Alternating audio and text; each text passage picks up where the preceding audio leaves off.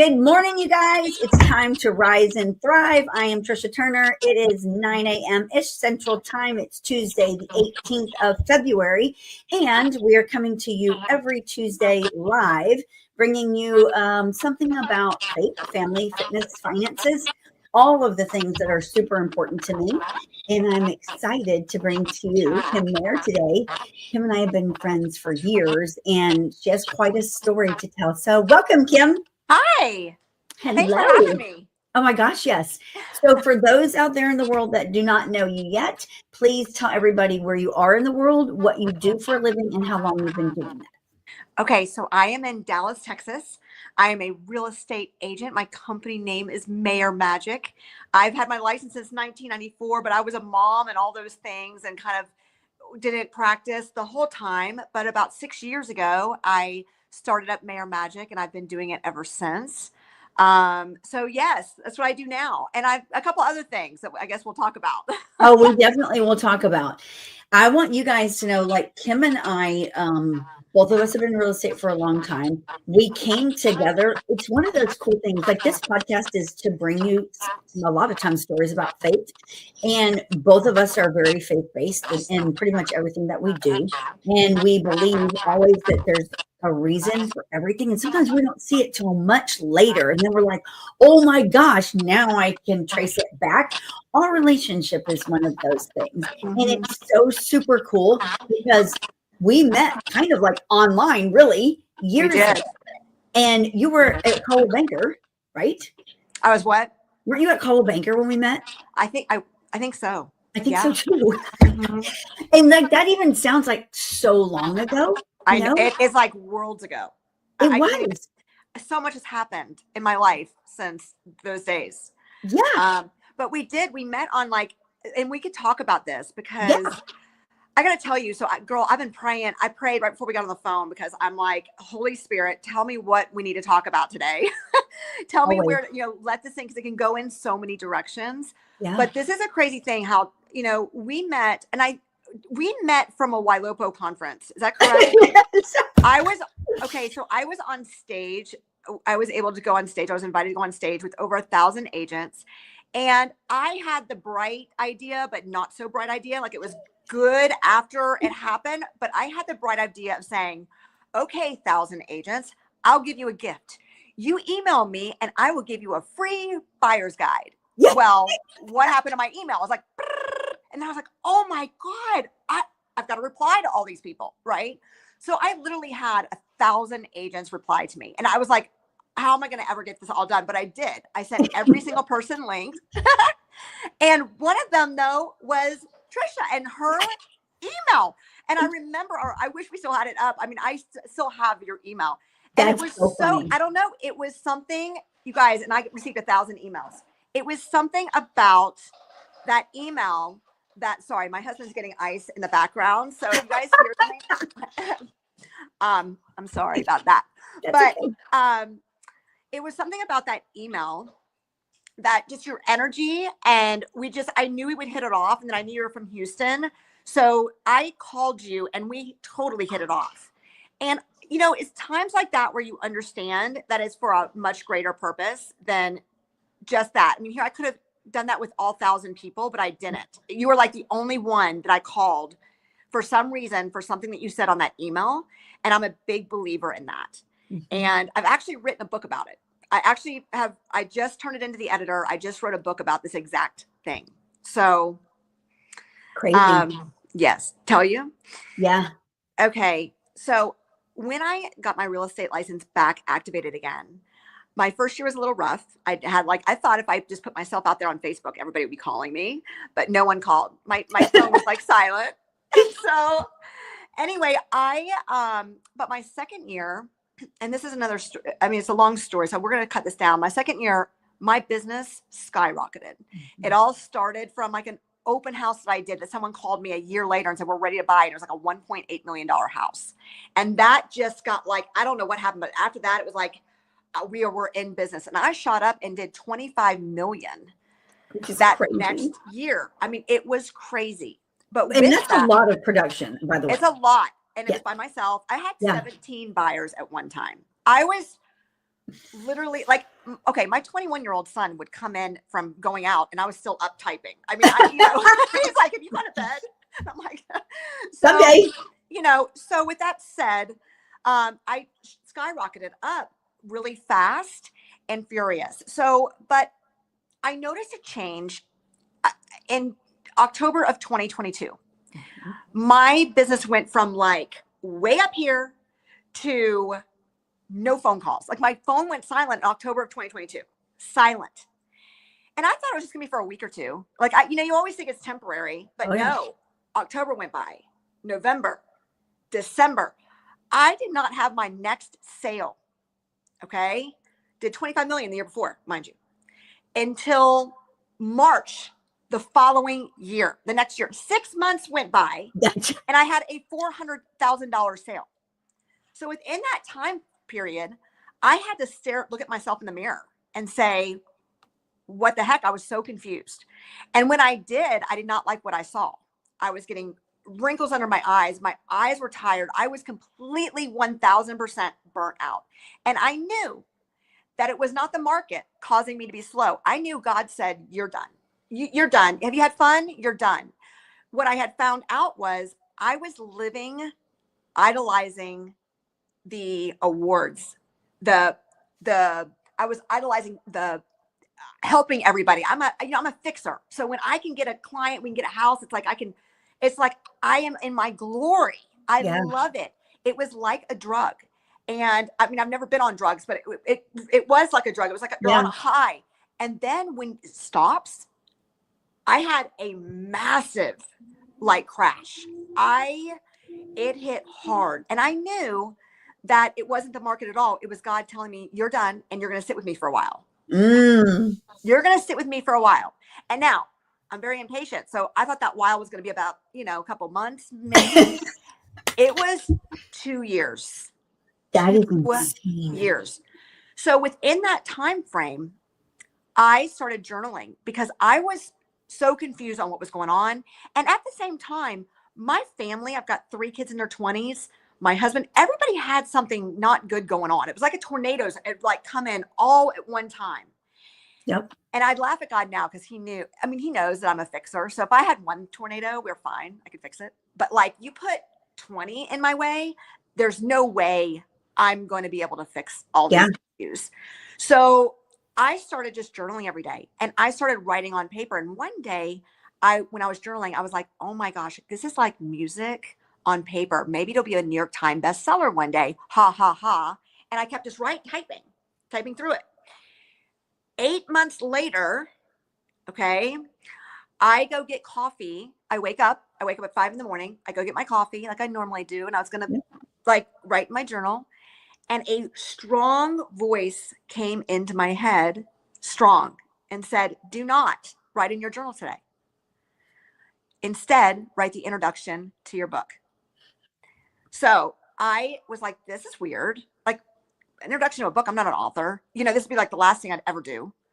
But I was like, this is so weird, but I couldn't shake it. So I got out the computer. I was like, brrr, and within an hour, I had this introduction. And I was like, it's actually really good. It's actually real good. And the book is called The Magic Train. And then after I was done typing it, my husband wakes up and he already thinks I'm a crazy redhead. He thinks I'm nuts, right? I mean, he's conservative. And I'm like, let's try it. No, I'm the opposite. So he woke up and he goes, what are you doing? And I go, oh my God, I don't want to tell him because he's going to think he already thinks I'm crazy, right? And I was like, well, do you know I've been writing in my journal? And he goes, well, I know you've been doing something like that. I go, well, something in my mind told me to write an introduction to a book. Isn't that crazy? And he was like, well, let me hear it. And I was like, really? And so he goes, yeah, I want to listen to it. So so I read it to him. And after I read it to him, I looked up and I was so sheepish by looking up. I look up at him. I'm like, because I knew he was just going to tell me you're nuts and crazy. But he said, oh my God, you have to write this book. And I knew. I was like, this is an assignment from God that I've got to do this. Right. It was a year, it was a year and a half of a love-hate relationship with this book because I had no idea. I never thought I'd ever be an author. But this book, you want to know kind of the premise of this? Yeah, because my mind is thinking while you were journaling, then did those journal entries become They the did, in a content way. of the book? Yeah, I went back and looked at them, and they all became lessons of what I learned through them, right? And I knew that this book was to be about helping others, or I wouldn't be doing it. Yeah. Like I knew that God wanted me to show his glory on in the end, even though I wasn't through the end. Like I wasn't through to the other side yet. I was still No. learning. I felt like it's called, let me back up and just say it's called the magic train. Okay. And the whole premise is everyone's got their own magic train through life. All right. And it's a journey. Your track is laid before you were born. Okay. Mhm. You think you're the conductor, which I love that role. I mean, I conduct not only my life, but I realize I conduct everybody else's life around me. Yes. My kids, my husband. I mean, I can conduct well. Yes. I thought, but not really. So anyway, I thought I was a conductor, but I'm not. God is. You are the locomotive engineer, and you can decide how fast, how slow you go, where you stop, who you let on, who you let off, if you want to get out and go explore, right? Mm-hmm. But you and the conductor have to communicate. And how do you do that? And in life, it's not going to always be easy. Mm-mm. So it started out like I'm thinking to myself, my train has gotten completely derailed. Like I felt like tornadoes came at me and like my pieces and parts have been going everywhere. But what I learned after I wrote my, the tornado part of my book, the beginning part where I was like, oh my gosh, all this stuff was happening. My son said something to me very profound one day. He said, Mom, in order to fix a problem, you need to step outside of it from a non-emotional point of view and look in to fix that problem. And I thought, wow, that really makes sense. I mean, we all know psychiatrists, they do a really good job at your life, but their life is in shambles. And that's why they can't take the emotion out of it. So when he said that to me, I said, maybe my train really isn't derailed. Maybe I was driving along my track and there was just a stalled train in front of me that I have to now get going in order for me to continue moving on. Maybe I'm not derailed. Maybe let's check this scenario out, right? So anyway, that's kind of how it started. And then I realized the only thing that really saved me through the tough times was I was very consistently walking. I was every day, 4.5 miles a day. I mean, I have walked, I counted it up, like over 7,000 miles. Oh my gosh. Like Forrest Gump. Wow. Yes, that is insane. That's crazy. I don't do it with music. I've never done it with music. It's just me and God. And I always You don't listen to anything? No, the sounds of the nature, and I pray. It's like my time to pray with God, and it's 4.5 miles, 6 days a week. Wow. And how long does that take you? Do what? How long does that take you? About an hour and 15 minutes. Wow. No music, no audiobook, just you. Mm-hmm. And I'll stop maybe in between and sit on a bench and meditate a little bit or continue praying for just a second. Which I've met some cool people by doing that. It's been so crazy. So anyway, I've been walking. So each lesson in my book, each book lesson is a walk that I had to get this train in front of me going. But the whole thing is, how do you communicate with the conductor? And for me, it's been 3 ways. It's 3 ways. Number 1, people that come up to me in either weird circumstances or like me and you, like I knew it was for something more divine, right? Yes. Or people come up to me and say, I don't know why I'm about to tell you this, and I know when they say that, I'm like, oh, I know why you're about to tell me this. You're speaking. I get it. Right. Yeah. So it's through other people for me. It is a chill that I feel from my head to my toe for about 3 minutes. And it is strong. And I know that I need to, whatever I'm doing, stop and pay attention. And it's the best feeling in the world. Like it doesn't happen often, but when it does, it's such a gift. And then the third way, what was the third way? I'm totally losing my mind on the third way. When you're walking? No. I'll tell you another way is by, and this doesn't happen to me as often, but like objects, like for instance, like a butterfly or a saying that I come across that I know that is just weird or in a very strange play, very strange thing, is also another one that of my communication. But the two main ones, the main one is through people for me. And God knows he can get to me through people. So in order to get my train back together, I've met some incredible people. And in my book, I've got, oh my gosh, the most incredible stories of not only how we met, but the other person on the other side and what we did for each other and how it was a relationship that started that's so beautiful that we're still trying to figure out in the end, but it's just been beautiful ever since. Okay, I'm curious now. So with this book, so I talk to God and I hear from him often. And it's crazy when you say you heard this loud voice, because I hear it's very distinct when it's like a command almost. It's very distinct. And people that don't understand this or it doesn't happen in their life, I get it. But it's not like you overheard someone in your ear. It's that still small voice, but it's very just direct. And when I hear it, and sometimes it's daily, the same thing daily, like, why aren't you doing what I just told you to do yesterday? Like I said this again. I find in this one, in our one property, because I've one that I'm like really get my connection with God deep in. I have two chairs that I sit and I read in. One is upstairs, one is downstairs, and those chairs are like sacred to me. So I'm curious, with the writing that you were doing during this time, did you have like a certain place where you would really feel that connection when you could get deep? No, but I knew it was part of the plan, the divine plan, because oh my gosh, I would type and it would seriously feel like 10 minutes, but 5 hours went by. Oh my gosh. It was the craziest thing. Like, you're in your purpose when you lose complete track of time. Yeah. And I would do that when I would pick it up. It was wild. It was wild. And that's why I couldn't remember the third one, the main one. It is the thoughts in your head. And it's so weird because I never, like, if no one's ever experienced that, they probably have experienced it. They just kind of blew it off to their own thoughts. Yeah. I mean, shoot, but there's another cool story. I mean, there was one time I was writing my book. It was Sunday morning at 7:00 before church. And I literally stopped writing and I prayed to God, what do you want me to do next? Like, God, what is it you want me to do next? Yeah. I literally was like, am I doing the right? What do you want me to do? My phone rang. Okay. Got me out of the prayer. My phone rings. I pick it up. It's my son. All right. Now my son had left an hour before because he had a meeting. He was going hiking 6 days in the woods, in the mountains in Colorado. Very, very like rugged. Right. And I'm like, you're crazy. Who would ever do that? I mean, I would never do that, with 60 pounds on their back, back. Yeah.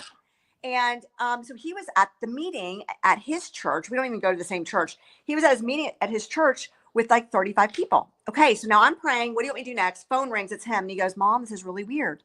But the preacher just stopped in the middle of his presentation and said, call your mother right now. She needs to go on this woman's retreat. I was like, what? I go, Deuce, wait a minute. He just stopped. He doesn't even know me. Like, I met him one time. Wow. I go, he just stopped the meeting. He has 35 people in there. And he stopped for you to call me. And he's like, yeah, Mom, this is really kind of embarrassing. Like, he's like, everybody's listening to you. I'm like, oh my gosh. Okay. I will be there in a second. I jumped out of bed, got dressed, ran out. And I said, but is it in June? Because that's my busiest time with real estate. He's like, oh no, Mom, it's the end of July. I'm like, oh, perfect. Okay, fine. And I'm driving there like, I'm going hiking for 6 days without a phone. Like, what am I doing?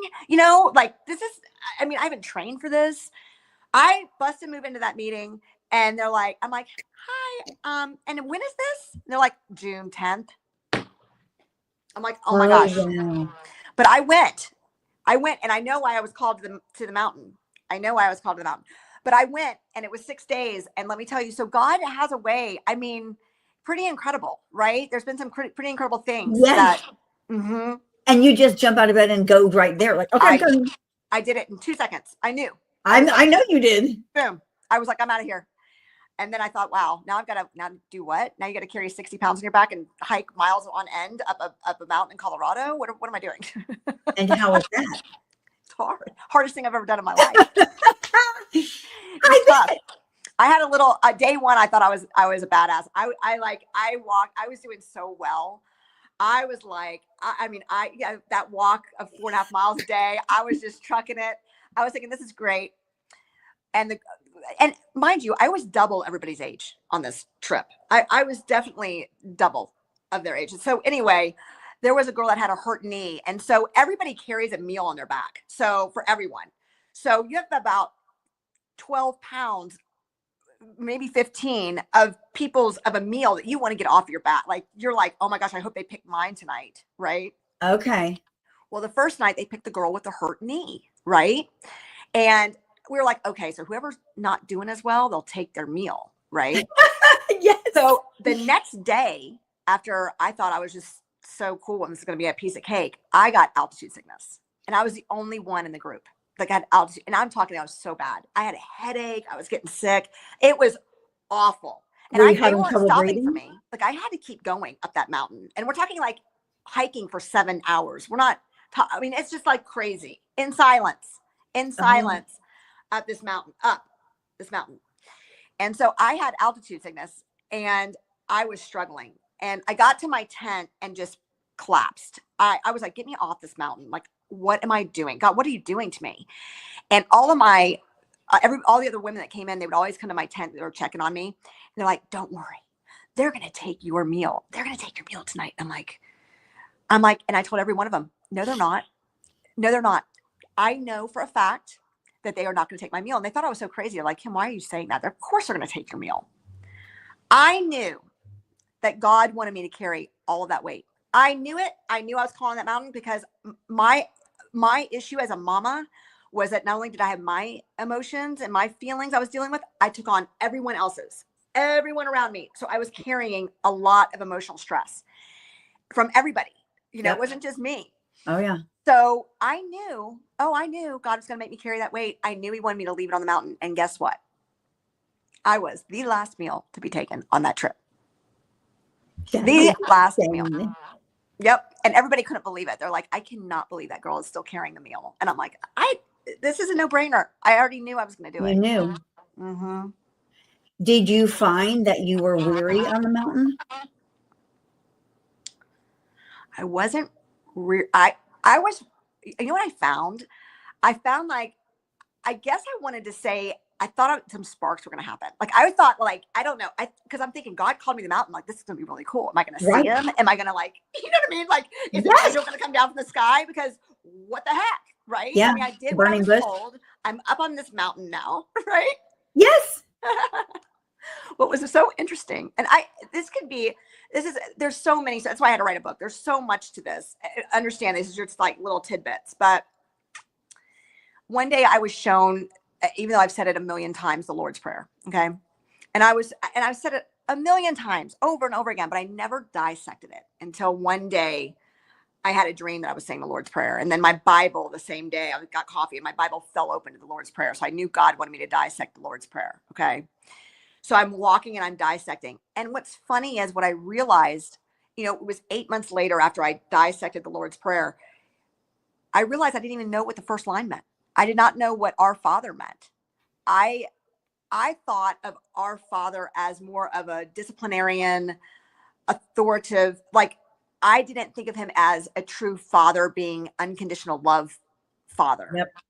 Oh, I thought of him as, because when all of these tornadoes started happening, I really thought I was getting punished. I was really scared to even breathe wrong because I was like, man, I must be really bad, because you grow up, you get punished when you do something bad. And when you do something good, you get rewarded. So I was on that system. I was like, I'll give you the shirt off my back. But right. I will do anything for anybody else. Mm-hmm. Why am I being punished? Like, I must be really bad. So my whole prayer for like a couple years was, God, I want everybody else to be happy. Sacrifice me. Like, we must have been really bad. Like something, I don't know what I did, but oh my gosh, please. Wow.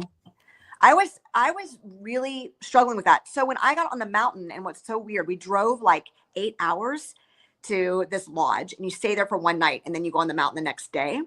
And there's like 40 people working there. And there's, we had a big group of 12, we had a big group of women. Yeah.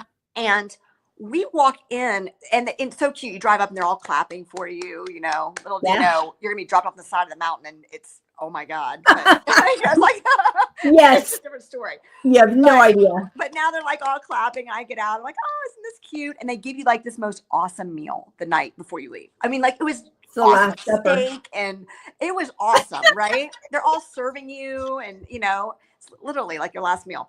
So anyway, but I walked in and everybody was sitting down and they had chairs set up. So we all sat on a chair and immediately the head lady of the whole thing looked at me within 2 seconds. It was like, she honed right into me. She goes, so bizarre. She goes, are you excited to go meet your father, the king? And I was like, what? She goes, you should be really excited because you're going to meet with the father this trip. And I started, okay, now what sparked, I didn't even understand what was happening, but I like started bawling. Like it was weird. It was like I just started crying. I didn't know what I was even crying about. You know, I didn't even know what was happening. Yeah. But I like started like I was emotional, you know? And when I got up on that mountain, I realized, you know, we were suffering and I was suffering. Let's just say I was suffering, not, and my family was too, but I was suffering. And so God was suffering. He wants me to be joyful. He created me to have joy in my life. Yep. So I had him all wrong. And the unconditional love, then it struck with me like, wait a minute, I haven't thought of him as how I would be to my kids. My kids can do anything. And I would have the most unconditional love for them. I always, you know, as a parent, you just, you know, when they hurt, you have a dagger in the heart. Yep. I mean, it is like, I mean, it's hard. It hurts. Yeah. And that's how God was feeling to me. Yeah. And I never thought that. I'm like, oh my gosh, he's so upset with me right now. What do you mean sacrifice yourself? He's built you for a purpose. And you're saying you just want to, you know, you want to be sacrificed? Like what?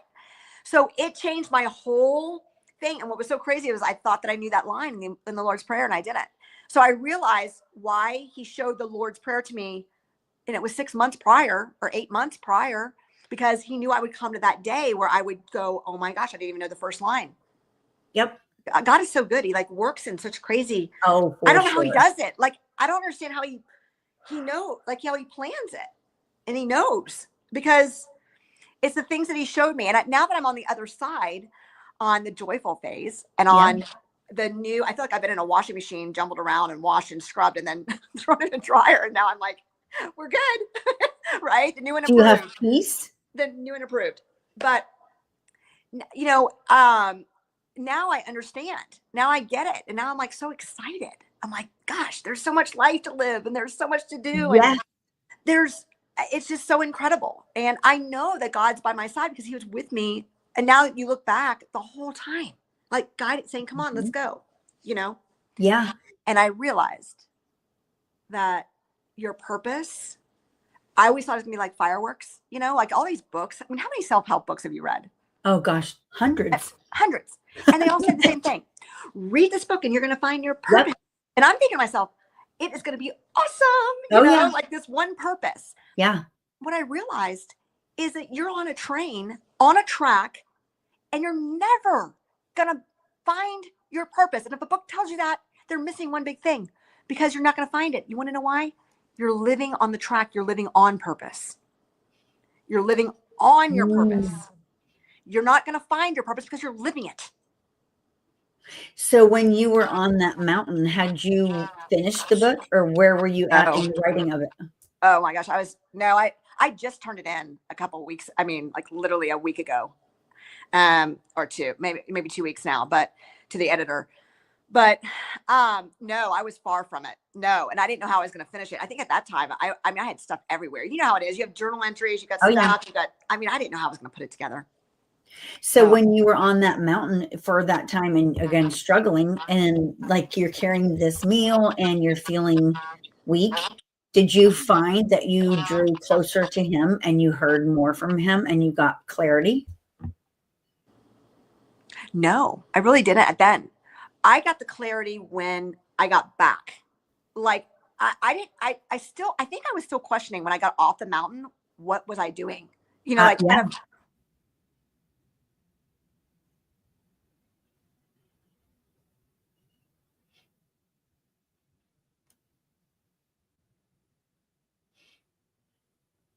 She'll come back.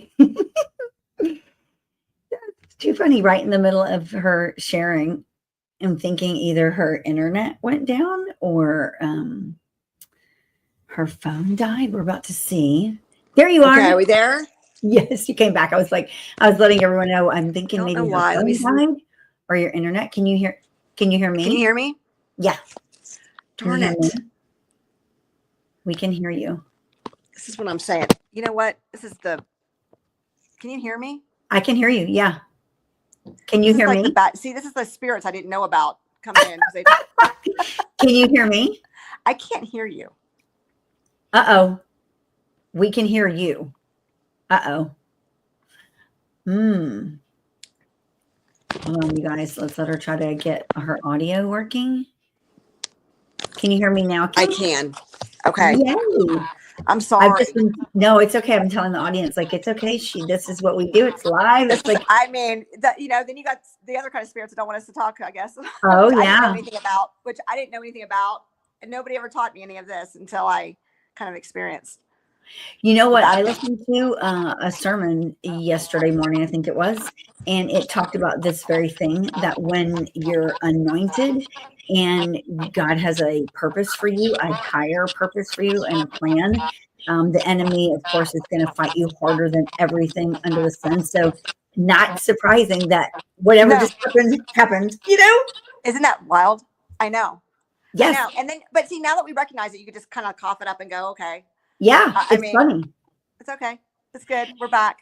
But when you were writing this book, because you guys, what y'all don't understand is, like, when Kim tells you that she was super busy in real estate, she was. Like, I was talking to her, like, she was like overwhelmed, like not sleeping, not sure, like not enjoying life, just overwhelmed, but not quitting. Like, always, I'm going to keep doing this. I'm going to keep doing this. And then it stopped overnight, like, done. Nope. You're done. Was I doing it because when Maher Magic came to my mind, I had that big chill. Yeah. So in my mind, it's something big.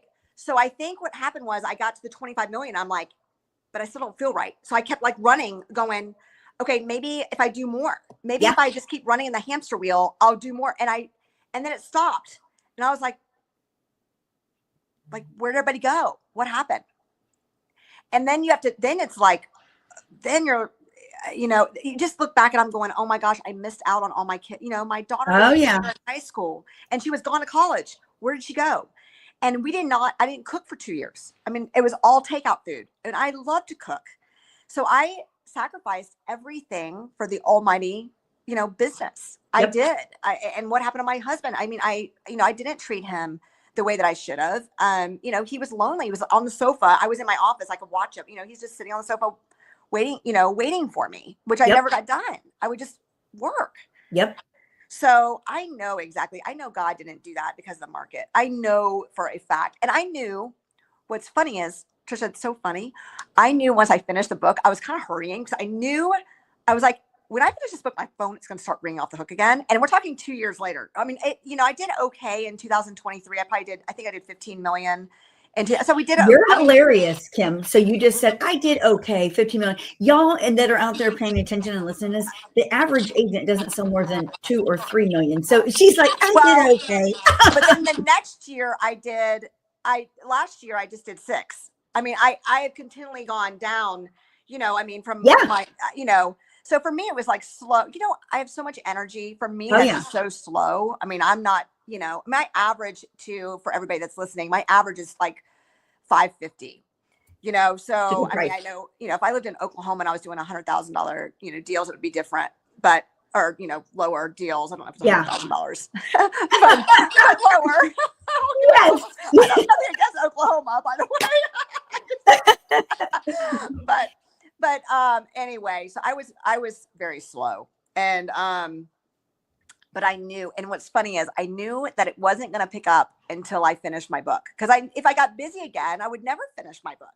I wouldn't have finished it. No, you wouldn't have. So last year, like the last 4 months, I have been I was working on, because I was like, I know what God's doing. Like, I'm going to finish this book, and you know, maybe I'll get busy again. And you know what's so crazy? I turned in that darn book. My phone has been ringing off the hook for the last 2 weeks. I have got so many. I am everywhere. I have got so many, but now I've got my husband with me. He has been an appraiser for 20 years, 30 years. And he now coming on my side. He's going to do both. So I have help now, which is fun. But yeah, I am so busy, and I knew it. I knew that I had to finish the assignment in order to get focused again and back on it. And that might have been some of it too. I just, your focus was in other places. Yeah. And then once you focus on it again, you can get back up. Okay. On the book, how big is the book? How many pages is it? I don't know. It's kind of long. She's probably going to cut some out. I don't know. I want to say 65,000 words. So is it broken up in chapters? It is. How many chapters is it? Each chapter is a walk. So basically you come upon a train, and when you get out and see what's in front of you, because you have to get by it, right? You realize that there's a lot of weeds in the engine, and it's been sitting there for a very long time, a lot of broken glass inside. And so how I fix it is I go on my walks, and the lessons learned from my walks gets the train in front of me up and running again. And I don't want you to reveal this, because I want everyone to buy the book when you get it published, because it's going to be amazing. Will you, or when you look at like the category of the book, would you call it a self-help book? How are you going to categorize it? That I have no idea. Like, I would say self-help / spiritual, because it really is about how I conducted, I talked to the conductor. Yeah. So I think it's more spiritual than self-help. But it has lessons on every chapter. Like, I wouldn't even put it in there if it didn't have a lesson that can help millions of people. And here's what's so funny. I have no idea how to publish a book. I'm clueless. All I know is I have an assignment. I wrote the book. I turned it into an editor who was freelancing. She's been with a publisher for years, right? And she's like, I'll freelance and edit it for you. I don't know how it's going to get published. I don't know how it's going to get. I have no idea. And what's so weird is I'm so competitive. So my normal stuff would be like, I better be at the New York top, the top or whatever. Y'all, I can care less. I don't know. And I don't care. I don't even have an association with it. I just know that it'll help many people. So and what's funny is you have a choice, right? Publishing company or self-publish. Yeah. And I've been praying about it a lot. And basically I was told one day, I was like, self-publish. Why? Because this was an assignment from God, and God's going to get it in the hands of people who needs to read it. And we're going to self-publish it, and we're going to figure it out. And it's going to, I don't even know. So do you have like the cover, like the images and stuff like that? I have some ideas. But I haven't really actually picked don't have not yet. And I remember I remember speaking with Kim, it was probably 6 months ago. I don't even, for all I know, it's been a year. And you were at a point in the book where you were like, oh my gosh, I have this train. I think the train needs to go on a different path. You remember that conversation? Mm-hmm. Isn't that crazy? It's crazy. Yeah. It's so funny. Like, wherever you are in life, you have to understand that you're always going on turns and corners. You're always the train track is not straight. Okay. You're going to go around. And, if you're having a tough time in life, really right around that corner could be a different trajectory that could take you somewhere else, that's going to take you somewhere else. Yeah. And that saying, like, take 2 steps forward and 5 steps back. Oh yeah. Right. And I always used to say that. Like, I used to be like, oh my gosh, why do I feel like I'm taking a step forward and 10 steps back? Yeah. But what if we never went back? What if we were just going? What if you had to go around the bend? What if think of it like a cylinder. Instead of taking a step back, what if we had to walk? Like, what if our track kind of went in a cylinder where around the corner you had to go backwards to go back up to another level? Yeah. Right? Yeah. So you're never really going back. And You're just rerouting. You're just rerouting. And I do believe that now. Like, I am like, everything had to happen in my life, even though, man, it was tough. So hard. Yeah. It had to happen for me to get to this point now. And not only for me to get to this point now, there's a higher purpose of why it happened. Yeah. And I'm still figuring it. We're still it's still happening, you know? And I don't think it will ever quit. Do you feel like you're through the storm? Yes. I feel like I'm through the storm. I do. I feel like I'm many storms, but yes, I'm on the other side, and I didn't know how I was going to get there. So for those of you that are, I mean, it was a lot of nights at 3 a.m. on my knees, crying and praying. Let me tell you, I did not know I was going to fix everything. I didn't know how it was all going to come together. I could not see my family coming back. Everybody, like all my kids were struggling. 20s are hard, by the way. I mean, these poor kids and what they're going through these days, you know, it is not easy. It's not. No. For instance, my daughter has been interviewing for jobs because it was my bright idea to hire her when she got out of college because I was so busy, right? I couldn't breathe. So Yeah. I'm going to hire my daughter. Poor thing. She gets her license. Guess when she started with me? October of 2022, when our phone stopped. We were staring at each other. Oh my God. I wanted to be the hero because that's my ego, my hero complex. I wanted to be the hero and hire her, and she's going to have this great real estate career. Yeah. Oh yeah. And then she comes and she wanted to impress me. You know, she had these high expectations of wanting to impress me. She felt a little pressure to impress me. And we were staring at each other each and every day. We literally and we never fought before, but it was hard because I didn't understand what was going on. October, she started. Yeah. That poor kid has been looking for a job. She's 25. She's been looking for a job for a year and a half. Okay. I'm talking resumes. She's got so much to give. She's a love. Resumes. This is so crazy. 2 years ago,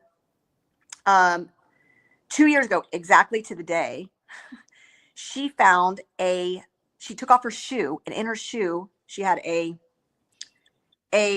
heart leaf that came out of her shoe. Very strange, crazy. Okay. Like this heart leaf. Very bizarre. She put it in, I mean, it's unbelievable. Okay. It was in her shoe. All right. To the day, because she wrote it in her journal, to the day 2 years later, I think right now, as we're speaking, she's about to get offered a job with her absolute dream job with Make-A-Wish Foundation. Now, she's on the phone. Literally, like honestly, what time is it right now? Because I think she's on the phone with them as that is crazy. She's done 3 interviews. They just told her they want 15 minutes of her time for the head person to talk to her.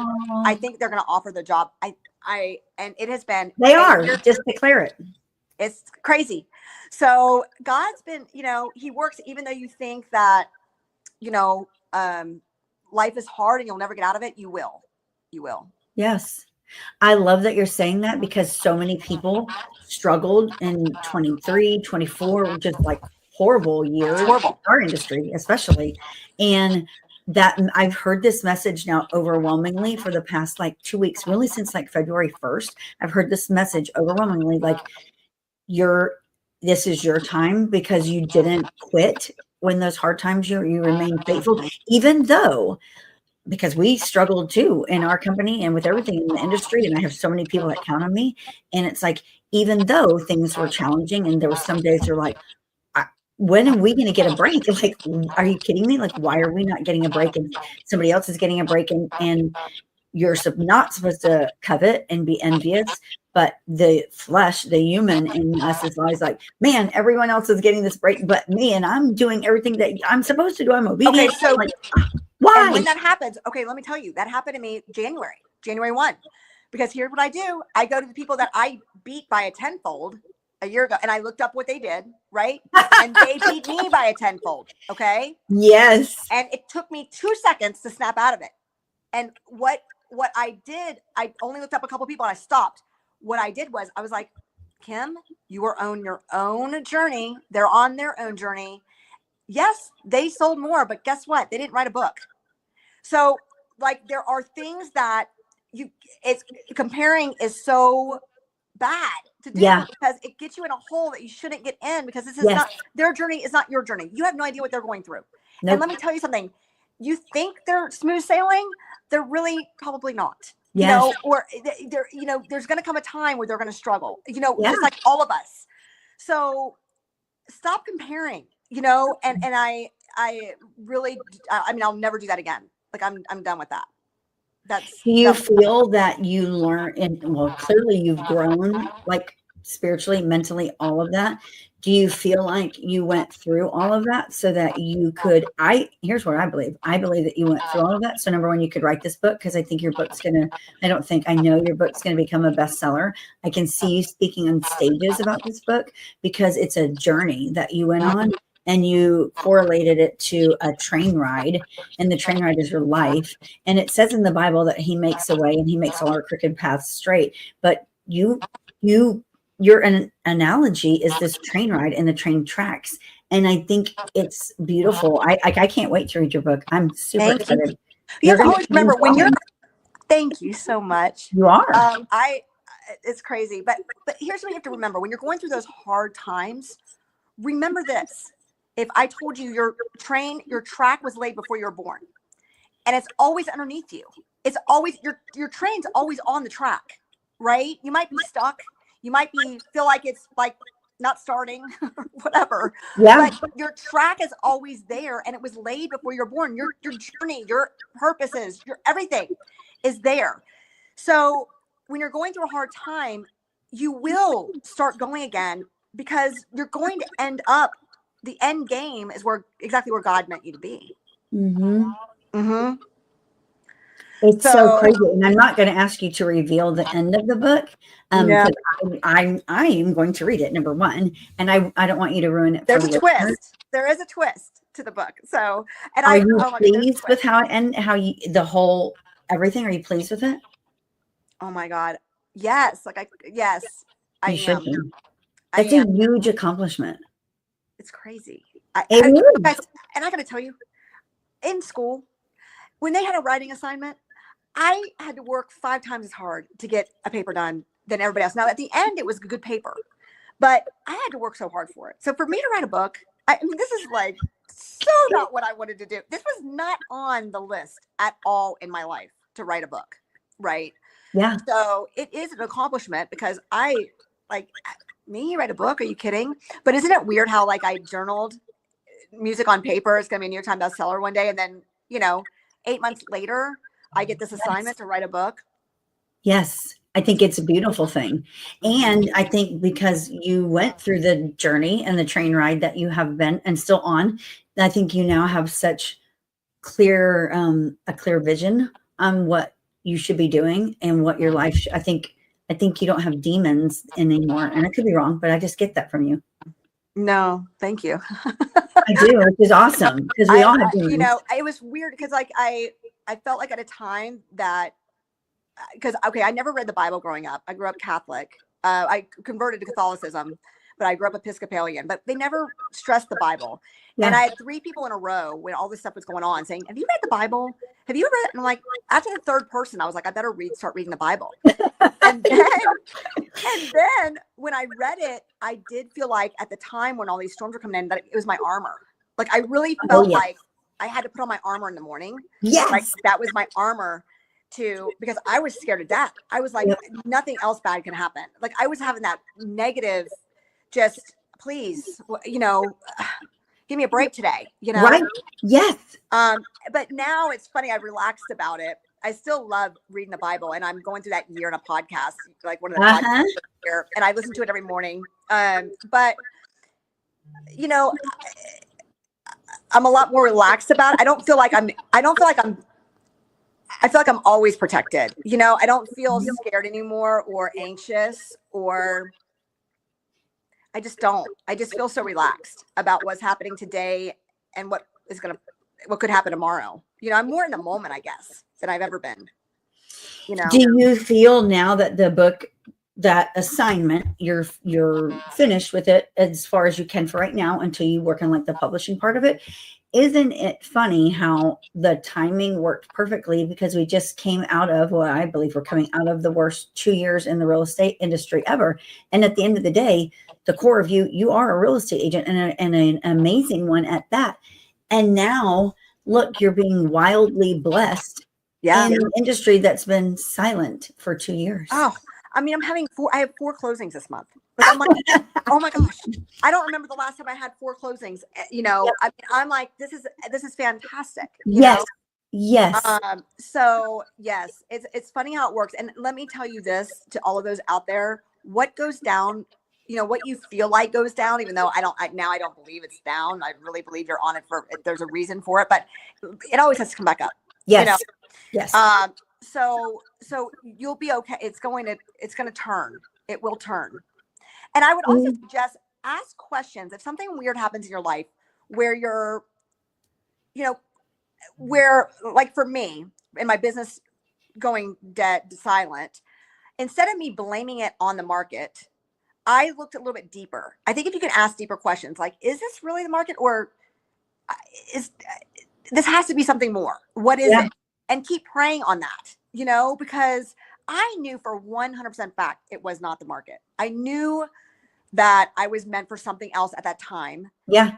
Even though I didn't know how I was going to pay my bills. I mean, I was making a ton of money. I had 3 kids in college. We didn't save anything. So everything was out the door faster than I can make it. And I made a lot of it. Right. Yep. And I look back and I'm like, it makes me sick. It makes me sick to my stomach. Same. And it's hard when you have bills and you can't pay them because you're like, I don't know when my next closing is going to be. Like, yep. I mean, what am I going to do? And there was a lot of anxiety. Oh yeah. But here's what you got to think of. When you have that anxiety, you have to, first of all, I've been told 2 things. One, play out that anxiety. What if you don't get another closing for you? What if you can't pay your bills? Let's just say, what if you go into all this debt? Play the ending. What's going to happen? And what I realized when I played that ending, I was like, man, can't pay my bills. I like, oh my gosh, what am I going to do? And I played the ending. I'm like, wait a minute. All right. I own a house that probably could sell for a lot of money. And I have a lake house that's paid off that we bought 30 years ago. We could sell that. I mean, worst case scenario. And then I'll have a lot of money in the bank and we'd be okay. You know what I mean? That's the worst case scenario. Yes. And when I played that out, I'm like, man, I'm not doing so bad after all. We're doing okay. I think if you play out the worst case scenario, it'll help you to then say, I'm still standing. And I didn't have any business last year. And there were times when I had to wait to pay the bill. Yep. But guess what? We're still here. We're still standing. And we've made it. You made it. Yes. Yes, we made it. Yes. So if you look back on your life, you'll realize that on those hard times, you, my friend, have made it. So you're going to make it in the future. You're still going to keep going.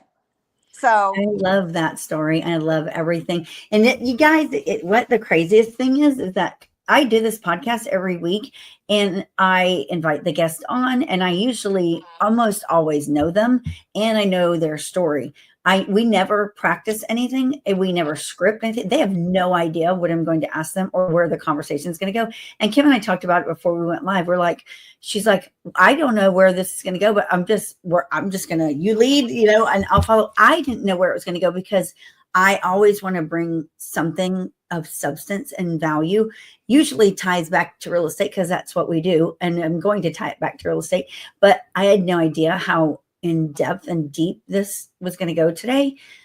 Like, I think you're such a gift to the world. And there's so many people that are struggling and have been struggling that I know this message and this interview is going to transform lives. And when your book comes out, oh my gosh, Kim, tell everybody again what the title of the book is. It's called The Magic Train. So I wish I could tell you when it's going to come out. I have no idea. Hey, like I said, I don't know how it's going to get published. I don't know how long it's going to be edited. I have no idea, but I just know it will. Yes. I wish if I was going to pick, I hope it's at the end of this year. I would like that Christmas time. I don't even know if that's realistic or not, but I bet so. Why would it not be? I don't know. I mean, I think it could be. What if it's sooner? You've written a book before. Do you think that can happen? It can happen for sure. It can even happen sooner. Oh, yeah. That would be cool. It would be super cool. I know. Yeah. And you guys, here's another cool thing. So Kim, and I hope y'all are all paying attention to this, because being a real estate agent, like, it's hard. The industry is hard. And if you're not in alignment with people that will help you and like really help you, genuinely want to help you, you're going to be struggling. You definitely are going to be struggling. So I bring all this to say that I'm happy to like announce that Kim and I have been friends for years. And she's in Dallas, I'm in Houston. Kim has just made the decision last week to move over to Realty of America with us. So you real estate agents out there that are looking to be mentored and guided and being partnered with somebody that's been through the storm of life and is on the other side of it and has peace, and not only has peace, but if you haven't been able to tell by this interview, she's like the real thing. Like this is somebody that's really out there to change lives. People need to reach out to you, Kim, for sure. I just did it yesterday. I did the paperwork. I mean, and I've got transactions closing in a week, and I'm moving them over. Yes, it's been a whirlwind. Like after I get off this call, we got to make sure that that you're secure. I've got to make sure, because I've got 2 buyers I'm showing tomorrow. I'm like, yep. I got houses, so there's a little bit of a process. But I will say, Realty of America, I couldn't believe how easy it is to come over. It's a piece of cake. Same. Piece of cake. Look, I loved it. So, and with that said, I'm just so excited that me and you are starting to see, because we met so long ago and didn't know. I do believe that we're now on the right track. We're on the right journey of us and what we're supposed to be doing. Oh yeah. And I do believe not only am I going to help people with the magic train on the book, but a lot of real estate agents, because everyone has got abundance. We can do this. But it is the hardest industry. Mm-hmm. But there are things that we can do. I mean, I've been very successful at doing some webinars, first-time homebuyer webinars. And I think that's where I am very good in, and I'm going to continue doing that. But like I just did one Tuesday, and I picked up 4 buyers. Wow. I had 50% response rate. Like they did, not only did they do a one-on-one, but they've signed agreements with me. It's crazy. Y'all need to be listening to that. That is insane. So, it's so funny because everybody keeps telling me I need to be on YouTube and do a YouTube channel. Yes. And I got to tell you, that sounds great, but it is so difficult for me to like edit and do it and go. And Lucy and I started a channel. Now, if you look on YouTube, I'm not there anymore because we erased all of them because they were oh my gosh. We couldn't do it. And I hired thousands of dollars, by the way, for a producer to tell us what to do. And we were going to go see all new things in Dallas, like a mother-daughter deal. Yeah. Well, he wanted us to be like the Kardashians, I think, because he wanted drama or whatever. It was a nightmare. So it was not us. I mean, we love the heck out of each other. We don't have so it was trying to create something that we were not, it wasn't authentic. Yep. So anyway, we fired him, and that was it. I was like, no more, I'm not doing it. So for me, the webinars are a good way for me to do it and help people through education. Right. Yep. And it's just fun. I don't even think it's work. It's so fun to do. So yeah, I put a halt on my YouTube channel. So on these webinars then, because I always like to give somebody a real estate tip, how long are your webinars? About an hour. Really? 15. So you're going in depth. Oh yeah. I had a mortgage broker as well come on. He did you have to have the right one because you have to make sure they don't lose them. He has to be good. He's got to be good, and he's got to be short and to the point. But he was really, really good. And so, yeah, it was good. It's my first webinar that I did. I had like 11 people, and out of the 11, I have 4. I had 6 people wanting a one-on-one. A couple of them can't get approved yet. So they said they'll use me in a year. Nice. And then I've had 4 people sign up. So I'm thinking.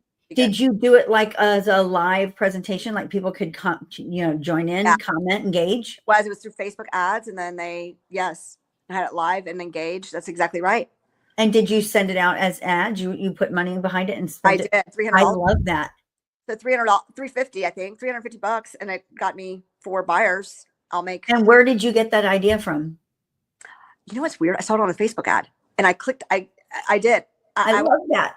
I was like, you know what? I'm going to click on. What the heck? They're offering a free class on how to do it. And then a little money on them, once you get into it. But it's not. It's totally worth it because obviously. Yeah. I'm like, out of that, I mean, let's say my average is 500,000. Okay. You've got 4 people, right? That's a Yes. $2,000 in your pocket. I'll spend 350 in some coaching to how to get it done to do that. All day long. Right. All day long. Yes. If I did it weekly, can you imagine? I mean, I can have I have so many buyers I wouldn't know do myself. Are you going? You should do it weekly. Well, now I'm thinking, because Maher Magic I thought was going to be, I doubted myself. I always wanted a team. And I doubted myself because I failed, right? Because so now I'm like, I'm a failure, and who's going to come on a team with me? To now I'm like, wait a minute. We're back on the team train. Like, let's see if we can build, and I can just have so many leads and keep everybody busy is my goal. Yes. Mm-hmm. Yes. Yeah. And that helps them. That changes lives, because that's the struggle. That's right.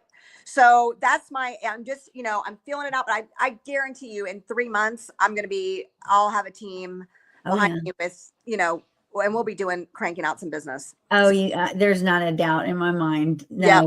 Like you're so wildly capable and wildly blessed, and you have a purpose clearly, and you're going to be out there changing lives, not just real estate agents, but people. Like I can't wait for this to get in front of so many more people and your book to come out. Oh, thank you so much. A difference, like you are, you like doing each real estate transaction, but you're like me.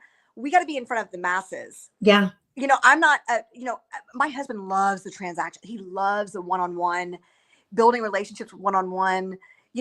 I'm not. I like to be on, I like to have a big, I like to talk to the masses. So for me, we could train agents to be successful and have people, making money and happy and underneath a team, or just bring them on Realty of America, and show them what to do. Then that's what I like to do. I feel like I'm called for a little bit bigger, broader scope than would be. He's more of the small, likes the one-on-one, right? And you know how it is, because you're the same way.